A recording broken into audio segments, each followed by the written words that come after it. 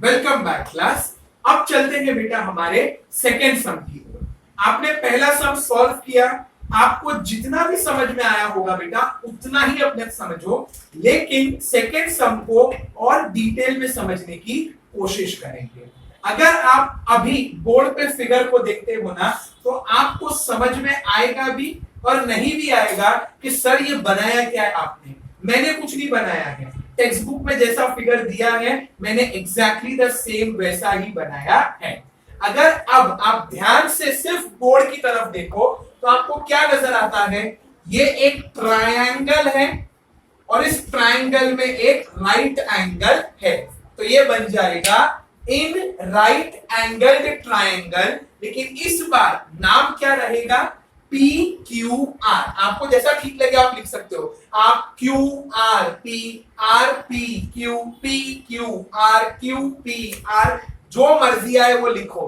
तीनों वेरिएबल या अल्फाबेट्स एक बार कैपिटल राइटिंग में आने चाहिए। तो आई will right P Q R comma, फिर एक ट्राइंगल में कितनी साइड्स होती है बेटा, 3। तो हम तीनों साइड्स को अच्छे से पहले नेमिंग दे देंगे, length length length, segment segment segment, P Q followed by Q R, sorry followed by R P और पी आर, जैसा आपको ठीक लगे बेटा।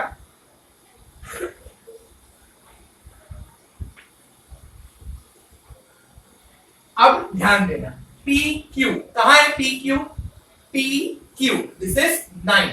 वंस अगेन ना सेंटीमीटर दिया है ना मीटर दिया है, so we have to use the word units. आपको यूनिट्स इस्तेमाल करना पड़ेगा।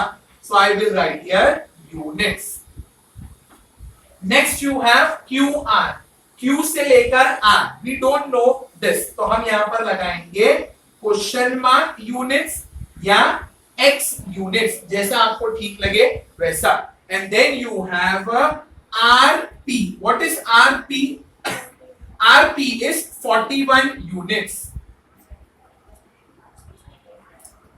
यस। अब बच्चा आप ध्यान से देखना, आप लोगों की जो हैबिट है, जो मैं आपको नॉर्मली बताता हूं, होता क्या है, आप लोगों ने अपने मन में बैठा के रखा है कि ट्राइंगल के इस तरफ वाला जो साइड होता है ना वो हाइपोटेन्यूस होता है। तो अभी भी बहुत से बच्चों को क्या लग रहा होगा, सर इसमें भी हाइपोटेन्यूस तो दिया ही नहीं है। अरे गलत है। हाइपोटेन्यूस का डेफिनेशन क्या सिखाया था, the side opposite to right angle. आप अकल लगाओ, थोड़ी सी दिमाग लगाओ, ये है राइट एंगल, राइट एंगल के सामने वाला, यानी इस बार आपका हाइपोटेन्यूस है पी आर। लेकिन नहीं, बच्चे लोग क्या समझते हैं, सर ने इधर लिखा था ना तो यही हाइपोटेन्यूस होगा। अरे ये कोई बिल्डिंग है क्या जो अपनी जगह से खिसकेगी नहीं कभी? अपोजिट किसके, राइट एंगल के। आप ध्यान से देखो, here is your right angle and इसके अपोजिट में कौन है, पी आर। इसीलिए आपका हाइपोटेन्यूस कौन बनेगा, P R. Am I clear? Now sit straight and pay attention. आप लोग क्योंकि राइट एंगल ट्राइंगल है बेटा, तो हम लिखेंगे by the theorem of Pythagoras hypotenuse square is equals to one side square plus उसी लाइन में लिखना है अदर साइड स्क्वायर। फिर एक लाइन लीव करके नाम को सब्स्टिट्यूट करना है और यही स्टेप सबसे ज्यादा इंपॉर्टेंट है। पहला है hypotenuse. What is hypotenuse? The side which is opposite to right angle. ये रहा आपका राइट एंगल, राइट एंगल के ठीक सामने कौन है, P R. So you will write here P R. तो मैं लिखूंगा length segment P R square is equals to, आपने पी आर लिख दिया हाइपोटेन्यूस की जगह पर।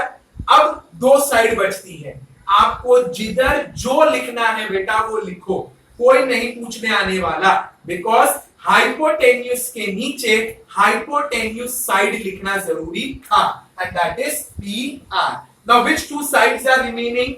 First is PQ. So I will write here length segment PQ square plus other is remaining with QR. तो मैं लिखूंगा length segment QR the square. Correct?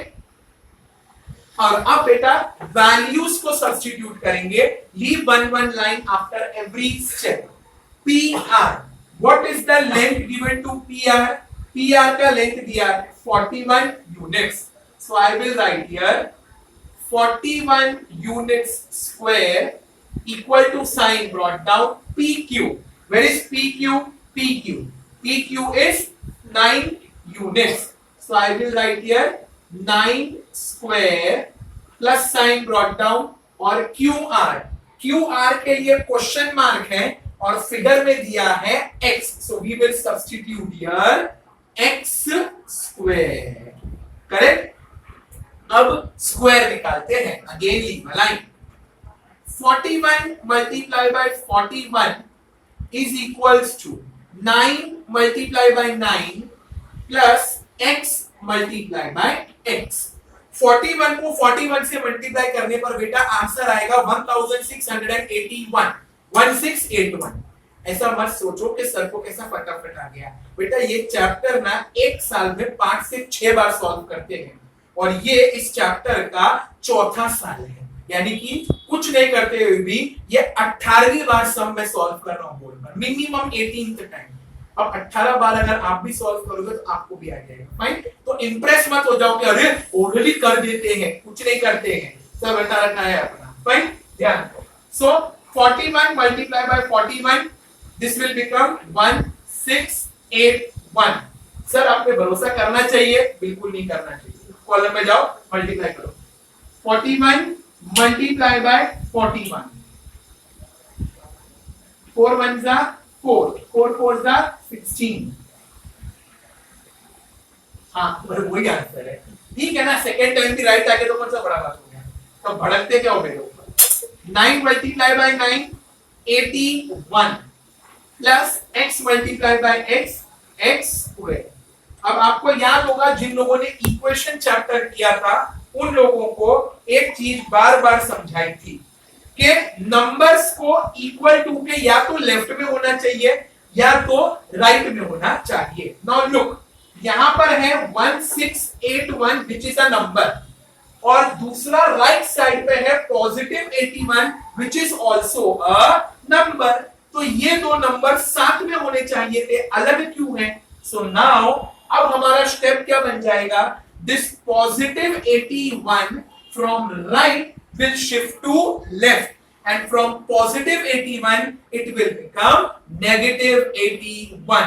तो अब आप लिखोगे एक लाइन लीव करके 1681 minus 81 is equals to x square.